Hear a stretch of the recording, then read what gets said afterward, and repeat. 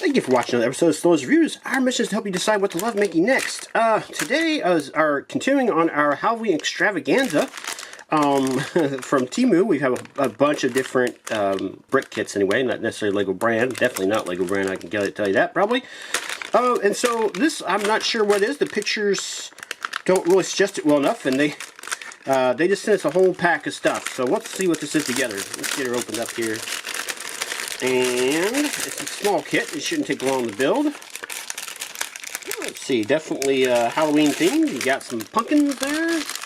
Yeah, cool. And this should tell us what we got here. Alright, so pretty good instructions there, it looks like. So it appears to be, alright, I don't know if you can see that, a tree with some ghosts hanging out of the tree. And on the left, they got some pumpkin patch. And on the right, a briar patch, I guess, with some more ghostly stuff in there. So I decided to make this an unboxing and build video in one to save myself some time and you as well. The build experience with this brick kit was good, with the parts going together easily and staying together with the exception of the briar patch.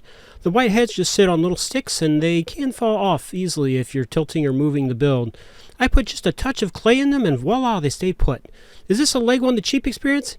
Yeah, I think so. I mean, it was fun, it was easy and quick, and I can't wait to add it to our other Halloween builds. I think you'd have fun with it too. Please consider supporting us on Patreon. We have a camera that's ailing a little bit and certainly could use some support. It's not something for nothing. For $3 a month, you get access to our videos ad-free.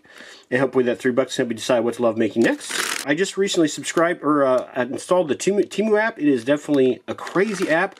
But the prices are, you know, anywhere from singles to double digits cheaper than Amazon for the exact same product.